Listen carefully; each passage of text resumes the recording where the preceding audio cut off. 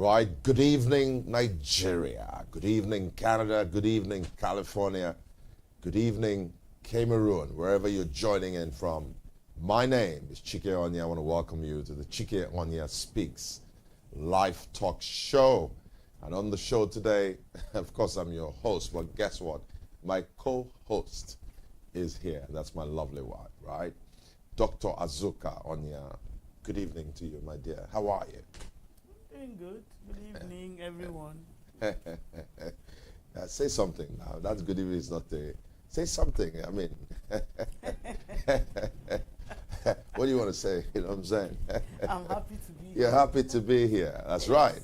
She's happy to be here. That's my wife. You know, I love her to death. You know? To death do us part. You know what they say about that? Take a bullet for her. We're not dying. Yeah, nobody's going to die, man. We're going to live to 120 years, and that's what the Bible tells us.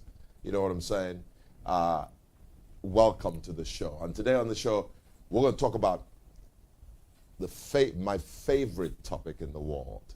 You know, the World Economic Forum, in its Future of Jobs Report 2023, the World Economic Forum, this global organization, wrote a report in 2023 titled the Future of Jobs Report. And in that report, they enumerated the top 10, top 12 skills, even for the workplace, for work, right?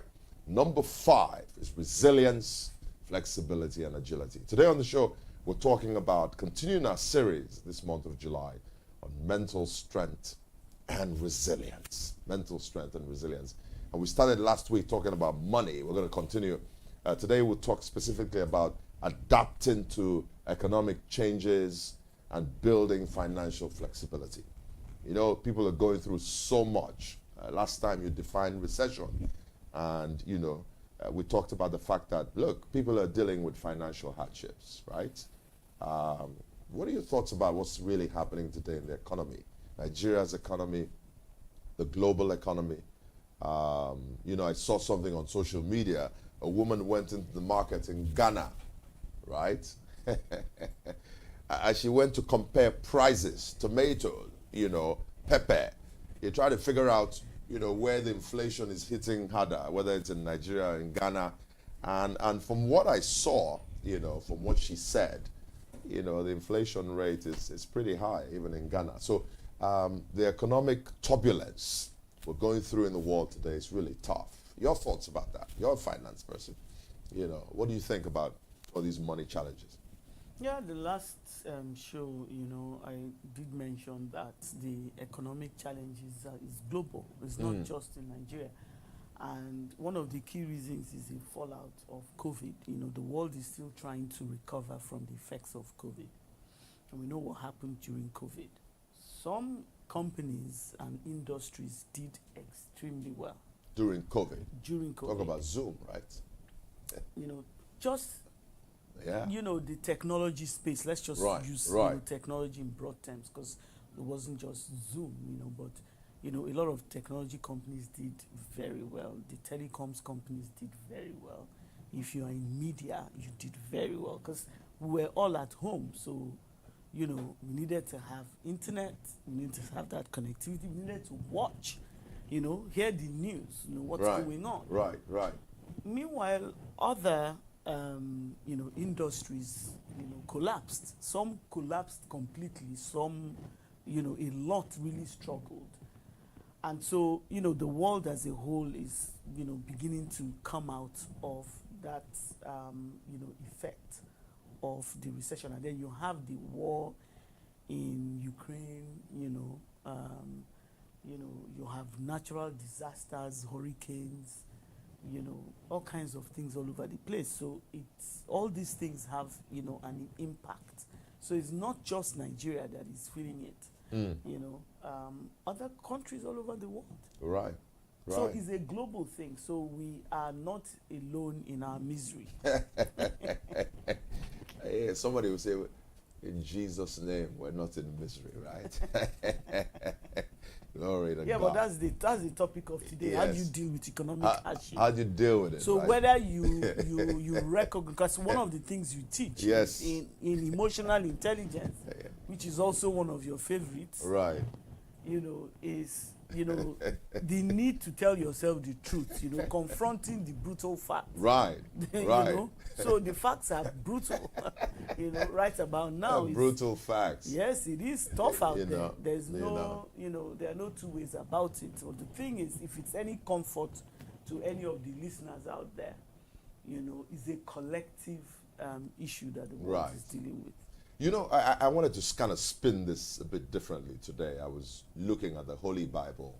And if you're not a Christian, you know, well, I seek your permission to quote from the good book.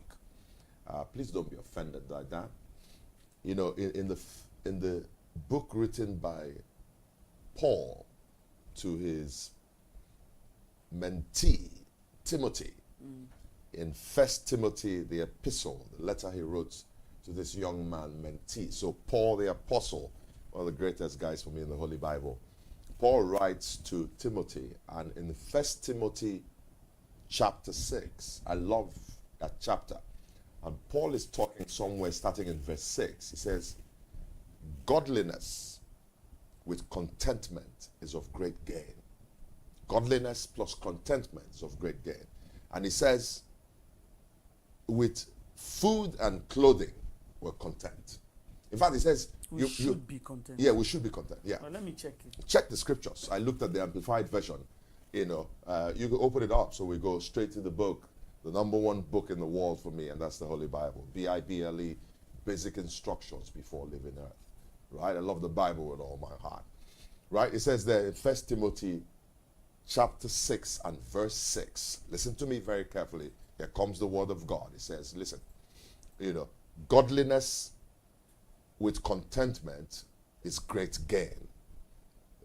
Trust me, we're going to tie it into mental strength and resilience, adapting to economic changes and building financial flexibility. I'm going to tie it in. And then it says, listen, it says, with food and clothing, you should be content. My wife's going to open up the scripture. You can try any version you want. With food and clothing. Did you check it out? Mm-hmm. What did it say? They help me. It says, with food and clothing, we will be content. Okay. With food and clothing, we will be content. Then it goes on to say, for you brought nothing into this world, and you're surely not going to take anything out. And then it talks about people who want to pursue riches and wealth in a manner that is detrimental, that may be even unlawful or can destroy their lives. That's why the Bible talks about, you know, the love of money is the root of all evil. Now, what am I talking about? Why am I spinning it from a spiritual standpoint? I think, and I'm really convinced, that to deal with money issues, you really need to check your attitude towards money. Because in difficult times, the question becomes, where is your sense of contentment? You know, are there things that you know you shouldn't be desiring? Are there things you know you shouldn't be buying? Are you prudent even with your money? Because if you're not prudent, the last show you talked about even saving your money. We talked about, you know, making sure that you're cutting your coat according to your size. And that's what I'm trying to talk about, that even from a spiritual standpoint, one of the ways that we adapt to economic changes and build financial flexibility is to have this sense of prudence and a bit of contentment where we're not living, you know, outside our means, because that will put pressure on us. Okay, so right? Yeah, the passage of scripture that you quoted, I think the key word there, or the key phrase there, is that inner contentment. Right. And it's not anything outward. You know, that inner contentment, it says, the Amplified Version says, you know, it comes from your sense or reliance on the sufficiency that comes from God, and not from, you know, anything that has to do with you. So nobody can help you with that. It's something you need to do for yourself. So having that inner contentment. And so, you know, a lot of times, you know, I don't want to sound too churchish, you know. So we need to give people practical steps on how to develop this inner contentment? Right. How do you trust in a power outside of you for your sufficiency? Right. So why are people not content? You know, one of the key reasons why people are not content is, as human beings, we're always, or more often than not, we compare ourselves to others. Right. Right. We have this standard, right, that we have built for ourselves. Sometimes we blame it on the culture. Sometimes we blame it on our parents, or, you know, the society. But a lot of times it is us. We've convinced ourselves that by the time I'm 16, I should have this. By the time I'm 21, I should have this. When I'm married, I should have this. I should be like this and that. We've defined those things and we believe those things. And we compare ourselves, you know, with people around us. And right. We now weigh ourselves and we weight ourselves so low that right. you understand right. what I'm saying? Right. And comparison in of itself is not a bad thing. Right. Because, you know, it should, you know, it should help you measure yourself to see, am I, you know, what more can I do? Oh, this person did this, maybe I can work harder. Absolutely. So, you know, comparison of itself is not a bad thing. You know, you kind of like need to check stuff. Even when you want to buy, you know, something, you check this, you check that. It's okay, right, let me right. see which one is right. you know, is better. Right. That is how we should deal with ourselves, you know, in relation to others. So when we compare ourselves to people around us and we feel that, or we conclude we're not up to standard, that inner contentment is broken. Yeah, it's lacking. You know, and that's where we begin to feel that sense of hopelessness. You've convinced yourself, I'm not good enough, I don't have enough, I don't even like what I have. And so when you read the Bible and it says with food and clothing you should be content, it's like, how? My friends are flying private jets. They are entering first class. I can't even buy an economy class ticket.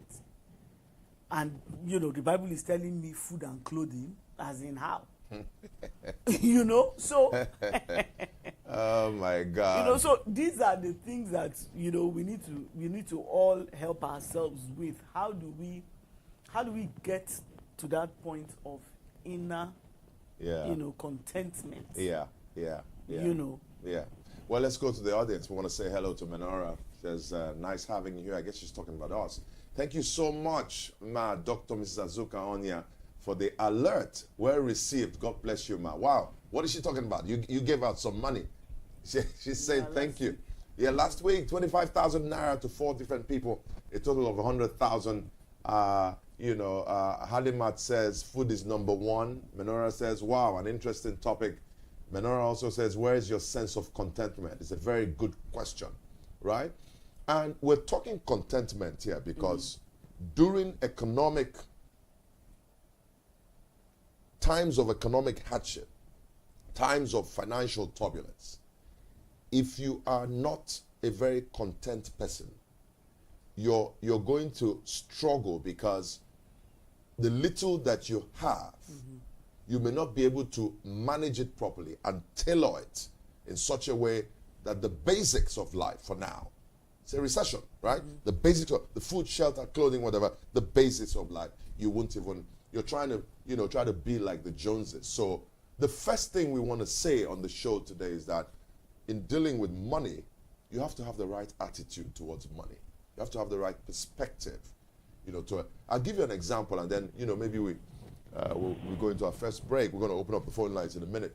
But I came back into the country today, as you know, honey, and the driver was bringing me back, and on the Third Mainland Bridge, as I looked to my right, sitting in the car, I saw this Range Rover.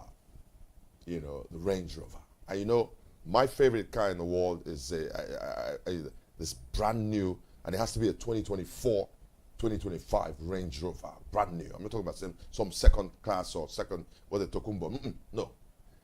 I love that car. So I looked at it, And in my mind, it dawned on me that vehicle is probably, what, 350 million naira right now? Yeah, if it's so, in the US, that car is going to be about $150,000.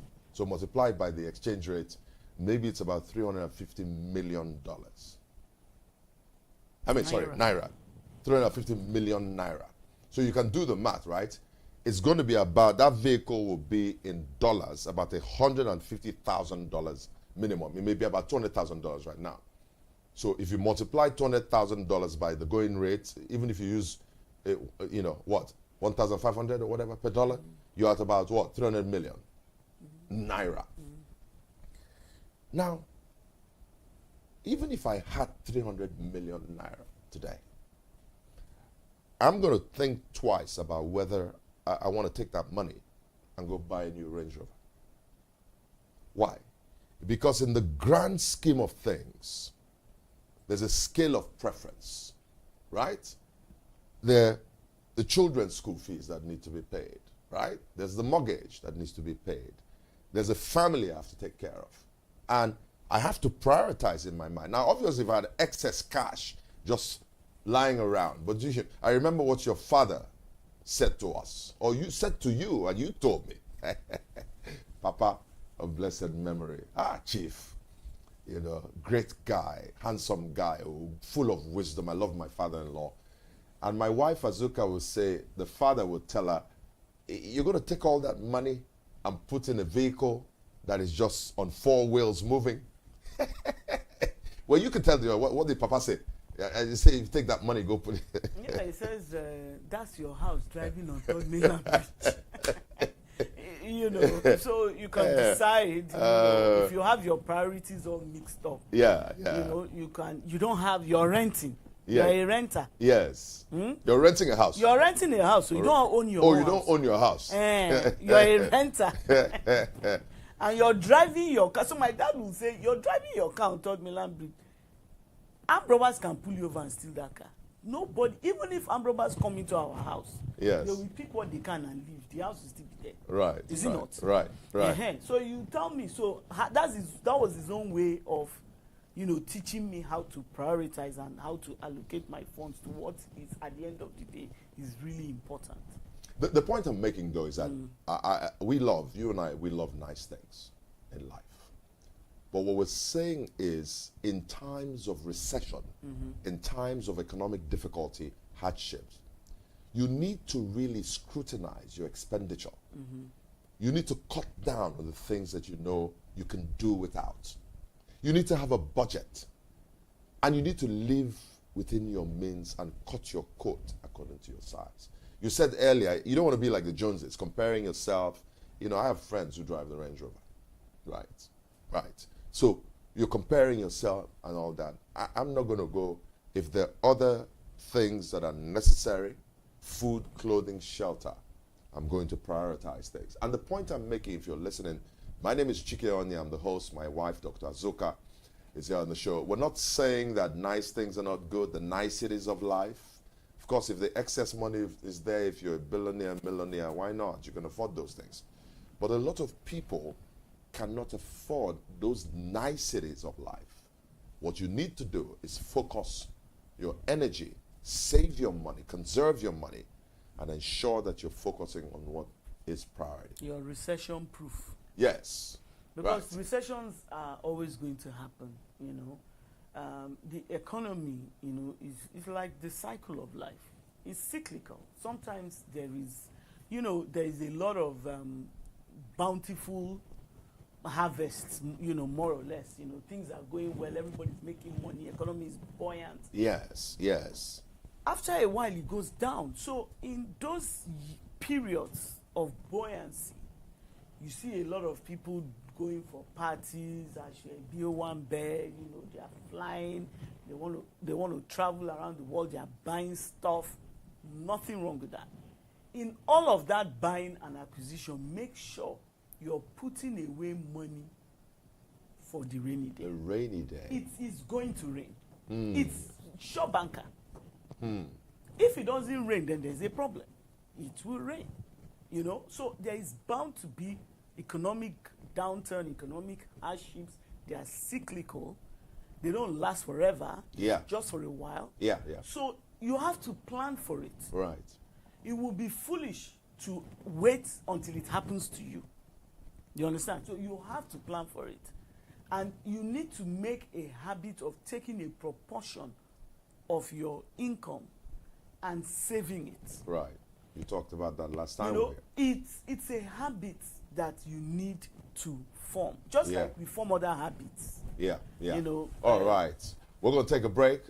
You know, we're into the show. When we come back, honey, we need to open up the phone lines and ask the audience what they're doing during these difficult times. What strategies are they using? There's somebody here who say, okay, we're going to come back and read that comment. Says, how do you want to read that, honey, before we go on break? How do you, I am. No, that's the name, right? Right. Says, yeah, I know. Okay. How do you speak to the fact or point that people have different priorities, and what makes financial sense to one person may not really cut it for another person? Let's take that question. You're going to answer that question as a finance person when we come back, right?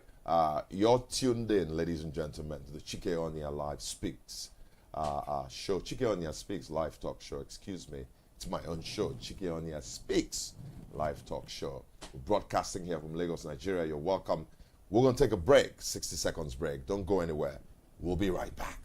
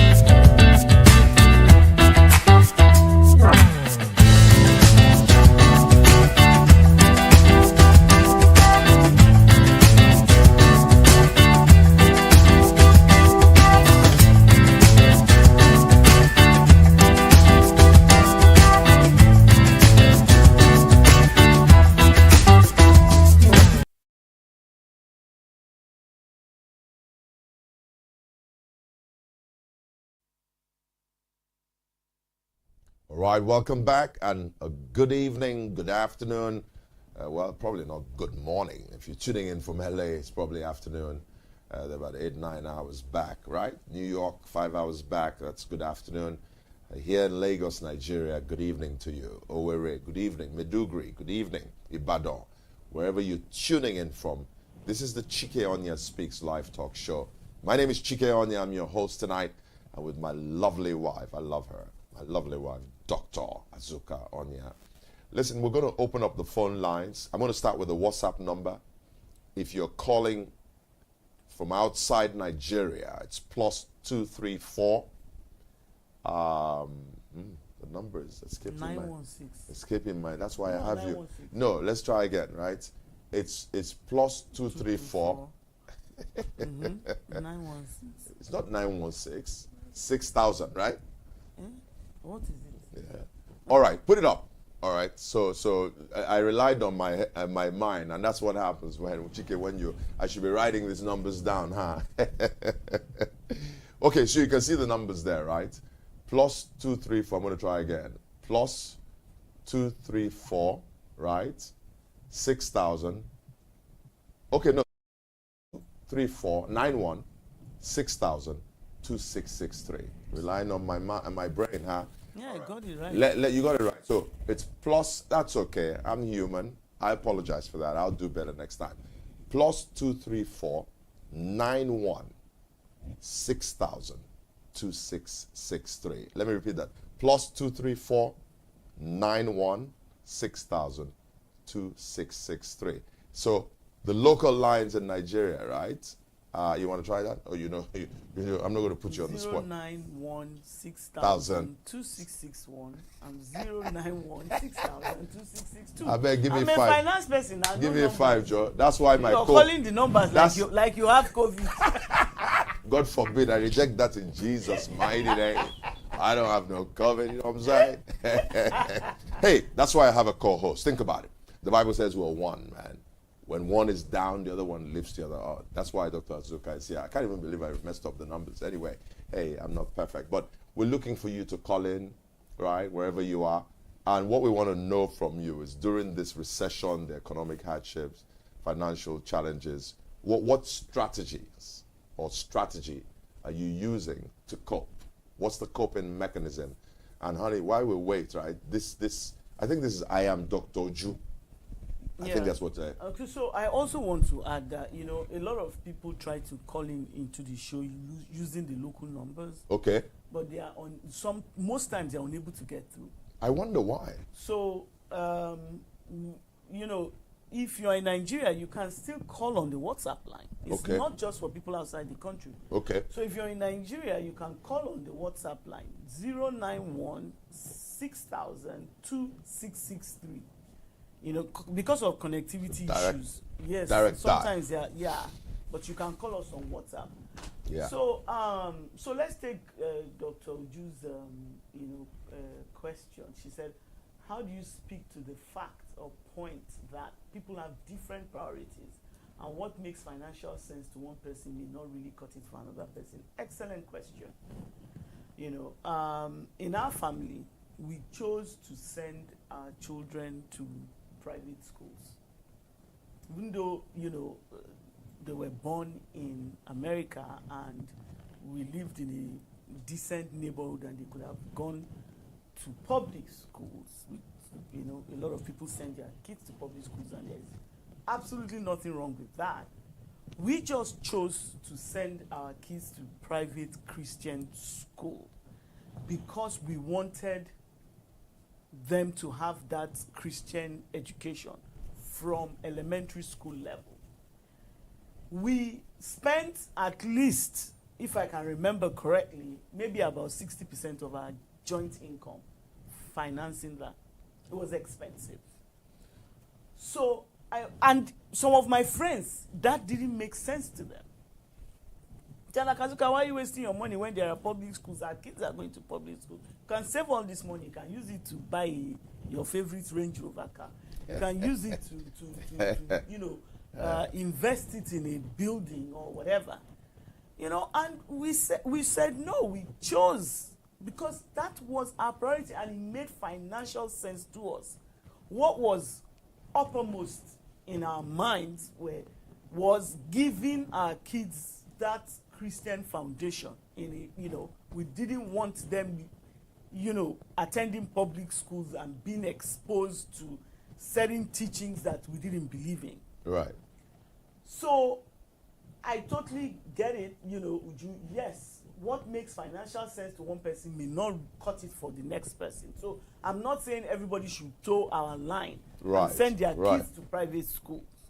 The thing, though, is we knew the financial obligation we were getting ourselves into, and we were not a burden to anybody else.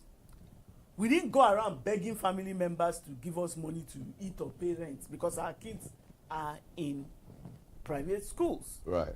We managed, we denied ourselves we denied ourselves a lot of nice things in life to make that sacrifice, to give our kids what we considered, stellar education. And their secondary school, they went to private schools, university, they went to private school. So that is what was uppermost in, and it made financial sense to us. That was our investment. Right. Could be totally different for somebody else. Even when you come to nutrition, food, some people are very happy eating certain kinds of foods. Right. While others invest a lot of money on certain other kinds of foods. Right. I was raised on fruits and vegetables. My mom made sure we ate our fair share of fruits and vegetables. And fruits and vegetables are so expensive. I don't know about other parts of Nigeria, but in this Lagos, fruits and vegetables are very expensive. But it makes financial sense for me to invest in fruits and vegetables for health reasons. Not the Range Rover. Not anything else. Someone can say, why are you not spending 500 naira on lunch or on breakfast? I think we have a call coming in. Hello. Hello, sir. Good evening, ma'am. Good evening. Tell us your name, where you're calling from. Hello. All right, honey, go ahead. Let my wife finish her thoughts, please. Then we'll take. So go ahead. If someone could decide to spend X amount on something else, but you're saying for you, the fruits and vegetables, you're going to put your money there. Yes, I'm going to put my money there. It's I can buy a sack of gari for less than what a pack of blueberry costs. Do you understand? Yeah. So for me, someone may say, why are you spending all this money eating this stuff? I mean, it's a pack of blueberries is like what? Like 4,000 naira. There are like 20 blueberries in it. Right. And I have one of those pack, for breakfast every day. Someone may say you can spend 500 naira eating a bar. So that wouldn't make, financial sense to me because I don't, I was raised differently. Absolutely. So investing in my type of diet makes financial sense to me. May not make financial sense to anybody else. So the key message, Dr. Uju, is that your financial preferences are okay as long as you can fund them and finance them, and then you're not a burden to others. I got it. I hear stories of people who want their kids to attend certain types of schools, so they go around begging everybody when it's school fees time. Right. You can't afford this school. There are several other schools that your children can attend, but you don't. As a parent, maybe you don't want to your children to feel inferior. You don't also want to feel inferior, so your children must attend a particular school. Right. For the optics. So it's I don't have a problem with people prioritizing what makes financial sense to them. My key message is don't be a burden to others. There's another question here that's very important. You may want to read that, honey. Look at that. A Nemerem. It's the same person. Considering how hard the economy is and how prices of goods are increasing by the minute, is it really possible to save and adapt in this recession? It may not be possible to save in this recession. Right. And that's why I said, that's the truth. Earlier on in the show, that recessions are cyclical, just like everything in life, you know, my pastor in LA will always say, the storm is also going to be over. No, even if you have a tsunami, it will end one day. During those periods of buoyancy, make a habit of saving. Don't consume everything you make. Okay, so that's the point you're making. So that is the point. Okay, that's the point. You know, because in a recession, you may have lost your job, you know, you're not even making enough money, or you can't save. Right. So plan ahead. Right. Just don't die. There will be buoyancy. You can save them. Okay, let's go to the phone lines, I think, before we get the second one. Hello, good evening. Are you there? Good evening, sir. Good evening, ma'am. Good evening. Tell us your name. Where are you calling from? This is Alimat Lawal calling from Lagos. Go ahead, Halimat. How I've been coping in this economic setting is like what Ma really said, the scale of preference have really been a huge help to me because... Sorry, Halimat, we can't hear you very well. Can you remove your earpiece, speak directly into your phone or something? Is it fair now, sir? Yeah, okay, try again. Go ahead. Okay, I think the scale of preference has really been helpful to me. Okay. Because right now I've been substituting things I don't need for things I really need. And the rainy days as a student comes every time. So I've really learned that time around what to keep up below. Okay, we get it. We get it. Your network is not very good today. We can't, but I think the gist here is that, you know, the scale of preference is working for her. And she's substituting the things that she really needs and pushing away those things that she wants. That's that scale of preference. That's understanding priority, right? And things that matter, right? But look at this next one here. It says here, go ahead. So she's, A. Nemerem says, let us also consider that salaries are not being increased. So it's slowly becoming impossible to out-hustle the recession. How can we handle this better? Well, let me give it a shot, and then you can add on to that. I think that, in fact, today, I know of at least 2 employers in Nigeria that permit their employees to have a side business. I know at least 2, right? And what that employer or those employers have communicated is that as long as during the 9 to 5, you're able to give us what we deserve, we're paying you X, so you give us those hours. It's okay after 5 to run your own business. If you're doing something online, that's fine. As long as you're not competing with that company. And as long as you're not, obviously now, yes, you can't compete, so there's that non-compete clause. But those employers have recognized that, like this person said, that see, the rate at which inflation is going, your salary is not able to keep up with it. And that's the reality. Which brings us to another strategy. Have a side hustle, a legal hustle, a side hustle that doesn't compete with your employer. But people are selling here on Instagram today. People are running logistics companies. They're doing all kinds. You have to become creative. You have to have multiple sources of revenue. We all do. Right. Everybody's doing that today. You got to hustle. And it's got to be a legit hustle, but you have to look for sources of revenue. And if possible, you know what? Let me add this. If possible, even earning foreign exchange. Absolutely. This is the time to earn US dollars, if you can. There are people in this country. Or euro. Or euro, yes, regardless. Or euro, or pound, or whatever, right? So even earning Forex right now, FX, is a good way to go. So you need to be creative, you need to be innovative, and you need to make more money. That's the bottom line. Yes, you know, and there are various things that one can do as a side hustle.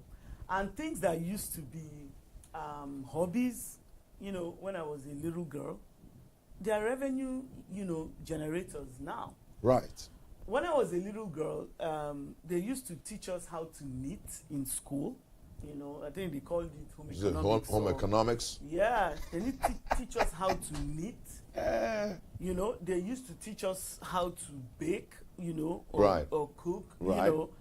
And nowadays, you know, and we used to look down on those things then. We were like, you know, everybody's parent wanted their child to be a doctor or a lawyer. Or an engineer. Or an engineer. It's one of the 3. It's one of the Everything else. Me that I went to do accounting. I was like an efulefu. You know, so. Oh my God. The thing now is that people are, their side, you know, those who are very good at organizing, they are opening side hustles as event planners. Right. You know, people, you know, there are people that are comedians. They are funny, naturally funny. Anytime they enter the room, people just take a look at them and start laughing. They are making money from just being themselves. You know, people are making money knitting. People are making money sewing. You know, I never learned how to sew. You know, and I wish I did, but I never learned how to sew. So even if I had the smallest rip on my dress, I take it to a tailor, you know, to fix for me. But I know, I have a friend, she makes all my clothes, even this, you know, this outfit that I'm wearing. It's lovely. Yes, she works in an oil and gas company. But she likes to sew, she enjoys it. And it's a side hustle for her. In fact, she recently quit her job because all our friends now bring her clothes to her. And there's always one thing or the other happening, so we're always sewing. You know? And she's now started making more money from her side hustle than her main hustle. You know? So there are so many things people can, even being an MC. Do you know how difficult it is to be an MC?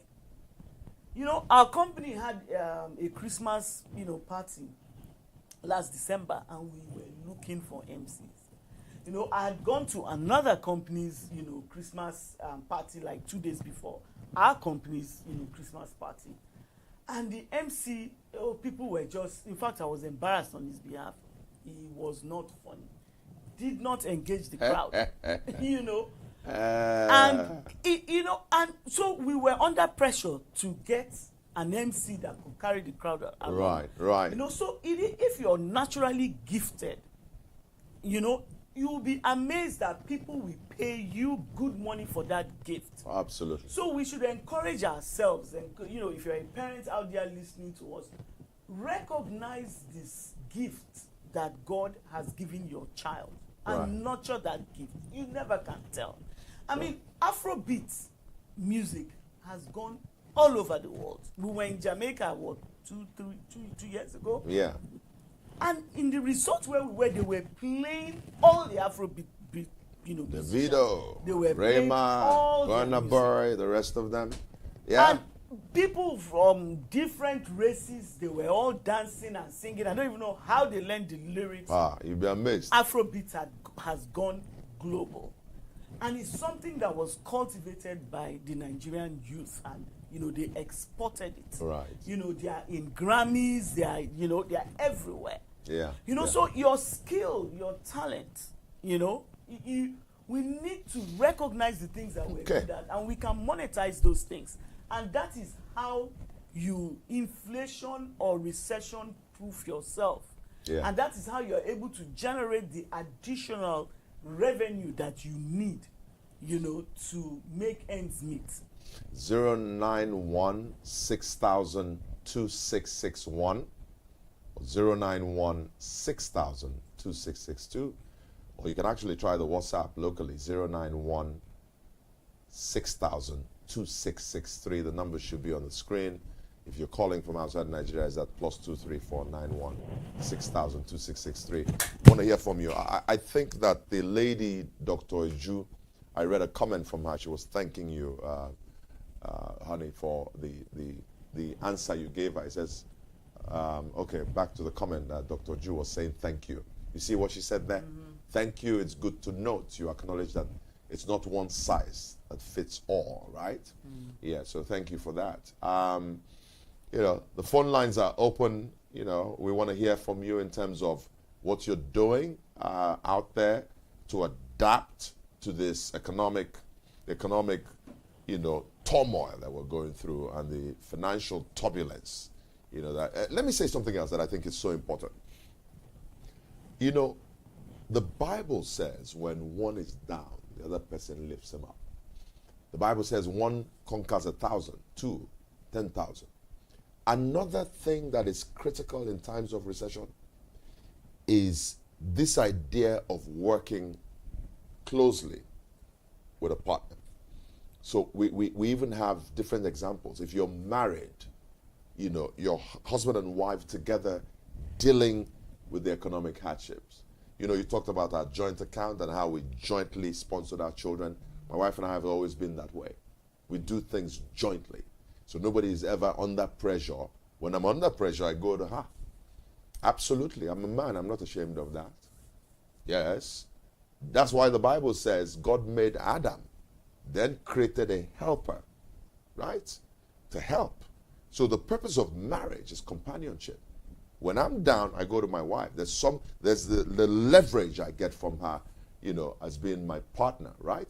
Even in businesses, when you have partners, one partner is not doing so well, the other partner is right there.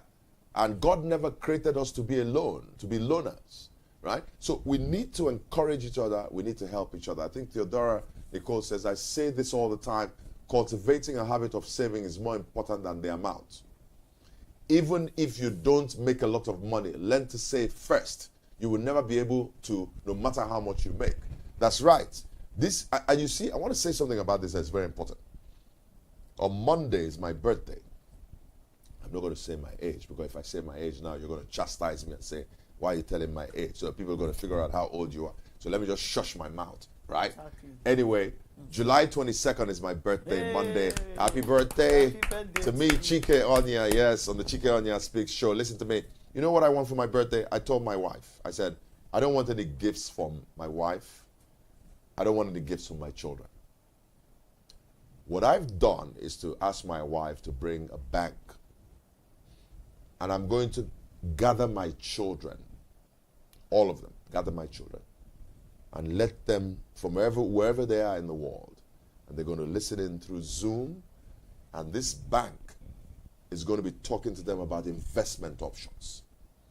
From your basic savings account, our last child is 13 Ifoma, to treasury bills, to the money market, to the capital market, to bonds and all that, real estate investments. I'm bringing a financial advisor to come to my kids as a birthday gift to start teaching my children, our children, early in life, how to be financially literate and prudent. I think it's one of the greatest gifts I will give my children. I must have been in my, late 30s, 40s, late 30s, about 40, when I came across the book, Rich Dad, Poor Dad. That's when I discovered that financial literacy is so important.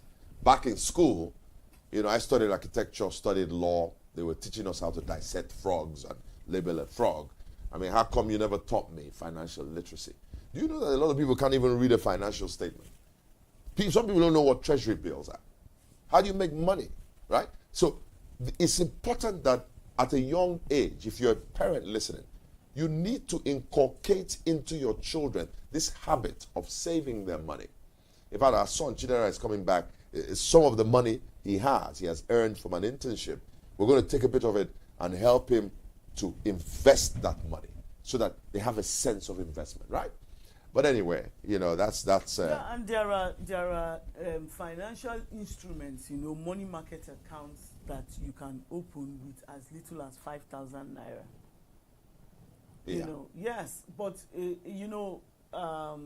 I don't mean to, pick on any particular gender, but my fellow women, some people, their financial priority may be to do their nails. Those nails are very expensive, is to do their hair. Hair is very expensive. Right. Is to, do makeup. You're going for, there was one, during my I won't say what age I was. During my birthday, the guy who came to do my makeup was with me all day. And, I paid him 150K. And I still washed my face and went to bed, I'm like, geez, I just take this thing. You could have gone and put it in the money market, huh? I could have just put it in the money market. But you have to look the part, my day. Because it was your goal. But it can't be a habit. It cannot be a habit.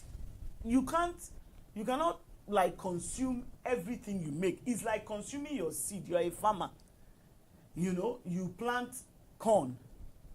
You harvest the corn and you eat your entire harvest. What are you going to plant the next year? Yeah, you've eaten it all, huh? You've eaten it all. Yeah. So that, no matter how small it is, cultivate that habit such that when you don't save, you feel very uncomfortable, and you would see that when you begin to save, And, you know, our son, Chidera, you know, he always says, oh, Mom, because he has a savings account. He does have a savings account. And he likes seeing the money in his savings account. So whenever his savings account is being depleted, he will call me and tell me to, you know, to fund it. To fund it. Like, guy, you have spent your money. He was like, no, he saw his resources, his statement depleting. of accounts, and he was very depressed. I'm like, what? You know, you spent your money. So, but I like the fact that he craves to save and he wants that. You know, you know, he when you form that habit of saving, you will feel very happy and fulfilled each time you get your investment statement, and you know you've earned, you know, dividend or interest, you know, or their capital gains depending on, you know, the type of investment that you choose. And I'm sure maybe, you know, before this month is over, we should bring, you know, some a financial person here, you know, experts other than me, to, you know, kind of like go through the basic financial instruments that people can you know. But everybody that is listening to us right now, everybody understands the basic savings account with your commercial bank. Right. Everybody understands that. So at least you can start with that. +234 91 6000 2663. Those of you who are outside Nigeria, that's a WhatsApp number. If you're in Nigeria, try the WhatsApp line as well, 091 6000 2663. We want to hear from you, right? There's also our local number, 091 6000 2661, 091 6000 2662. I think Halimat says hard work or handiwork really pays this time around. That's why, apart from the... Okay, so she's talking about what you talked about. You know, that, you know, you need to have a side hustle. You can sew, you can make the hair. You know, I remember a lady in Los Angeles, her husband was in school, and she came to the U.S. with her husband. He was doing a graduate program. She really didn't have work. She was just supporting him at the time. And, you know, she used to do hair while the husband was in graduate school. And she made a lot of money just doing hair. I'm talking about making money in dollars, right? She made a lot of money supporting the husband that was in graduate school. And so there's so much that I met a guy in Ghana just recently, and the guy works for a corporate organization, but he's an MC. I was even telling him that you do this well, man. I think you will come to Lagos. We'll bring you to Lagos to do this. So you need to, like you said, find a gift, find something that you do well, and look to make money out of it. That's just bottom line. Vera Linda, a former model, says, happy birthday in advance, Chike Onyia Esquire. Thank you so much for wishing me a happy birthday. Monday's my birthday. Halimat says, yes, school isn't teaching more on financial literacy. I think that's a tragedy. I want you to hear me if you're listening to this show and you're an educator. You're a principal of a school. You're a vice chancellor of a university. Well, university has gone too far. You are a principal, a headmaster, headmistress of a primary school, a high school, a secondary school. You need to have a course on financial literacy. I think it's a tragedy for us to have gone to school all these years, and a lot of people are insolvent. Honey, they've gone to school, they have graduate degrees, but they're broke. Nobody taught them how to manage their money. They don't have any savings, they're in their 50s or whatever. Okay, so there are subjects in schools like what? Which are when we went to school? I'm not when you went to school and I went to school. What subject did they teach you and I to tell us about money markets or treasury bills?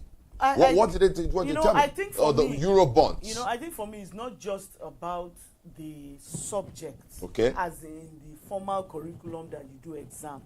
For that one, the Nigerian style is you cram and you go and drop it for them. Okay. You get your grade. You go. I get it. What I think what you are saying, I get it. What you're advocating is, you know, if you have extracurricular activities, right? Part of that extracurricular activity, like after school program in school, should really be maybe an investment club. Okay. You know, an investment club teaching young kids how to come together pool their resources. Pool their resources, do something.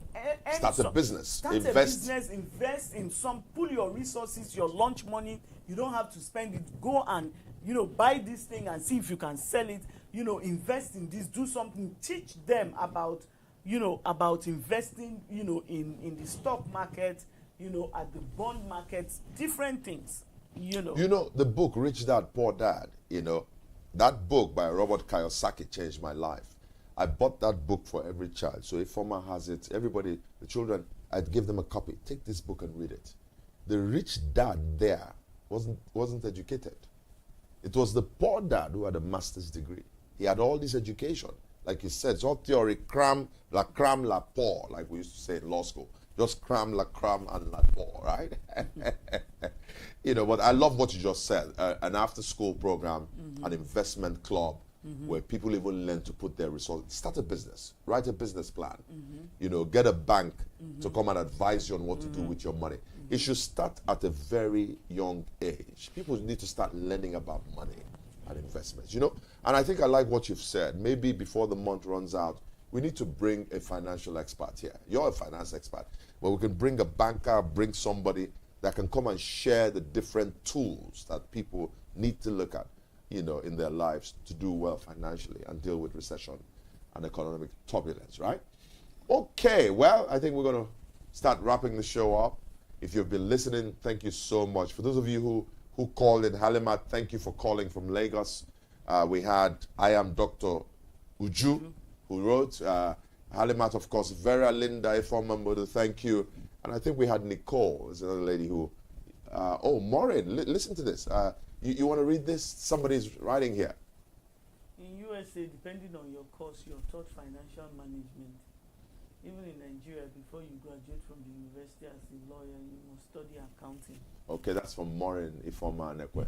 Did you study accounting in law school? Well, not well. I mean, in terms of running a law practice and how you keep your books per se. That's what we did in law school. If you open up a law practice, that's not what you're talking about. That's not what I'm talking about. No. What you're talking about is teaching you how to manage your paycheck. Yes. And how to, what we're trying, inflation-proof your life. Absolutely. Recession-proof your life. Yeah. Learn how to save your money so you're not a burden on your family and friends. Right. You are able to stand on your own financially because you've been taught, the various, investment instruments that you can put your money in so you can earn a return. So your money is working for you, not you're always working for money. Right. Absolutely. Your money also works for you. Absolutely. That's correct. Exactly what I'm talking about. Anyway, we've come to the end of the show. We want to thank everybody. Yes, it's actually 8 o'clock on the money. I want to thank everybody who tuned in today. Really, really glad having you here. My wife and I are so happy that you joined us today. And hopefully, the purpose of this show, I didn't mention it when we started, but I think you need to know that the purpose of this show is simply this: touching one life, one family at a time. So if we've done that tonight, then Dr. Azuka and I have done our jobs. We're not here to change the whole world. There's 7 billion people on this planet. We can't change the world, right? But we can change the life of one person who has listened tonight. One child, one family, parents, somebody out there. Your life will never be the same watching this show. And I think we're going to take my wife's recommendation. We're going to try to bring somebody on the show this July to come and talk to us about the various investments and what people should be doing even from an early stage. And it's never too late. Today, no matter where you are in life, you can learn financial prudence so that you can recession-proof, because like you said, it's cyclical. It's going to come back again. When we get out of this, it will come back again. So if you're not ready, you're going to have problems, right? Thank you so much for joining us tonight. This is the Chike Onyia Speaks Live Talk Show. I am your host, Chike Onyia, and my lovely wife is your co-host, Dr. Azuka Onyia. Good night. Good night. And God bless you.